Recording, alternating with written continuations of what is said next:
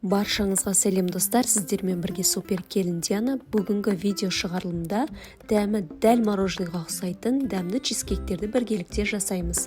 Ең алдымен печеньені үгітіп аласыздар, бөлме температурасындағы сары майды қосып, араластырып аласыздар. Қалыпты алып, жайғастырып шығамыз. Грамм барлығын описание бөліміне жазып кетемін. Тоңазытқышқа 1 сағатқа қоясыздар. Келесі кезекте начинкасын дайындаймыз. Творожный сыр, қант, кукурузный крахмал және қаймақты салып миксерлеп аласыздар. 1 жұмыртқаны салып қайтадан миксерлейміз. Начинкасы дайын болған соң 2-ге бөліп аласыздар. Біріншісі молочный, ал екіншісі шоколад қосатын боламыз.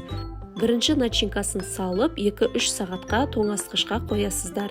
Ал екінші начинкасына ерітілген шоколадты салып миксерлеп аламыз. Тоңазытқышқа қойған себебіміз екінші начинкасы араласып кетпеуі үшін.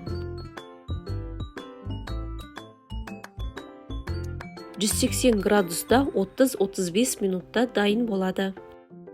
Чизкек дайын болды. Суытуға қойып қоямыз. Суыған соң барып ерітілген шоколадты саламыз.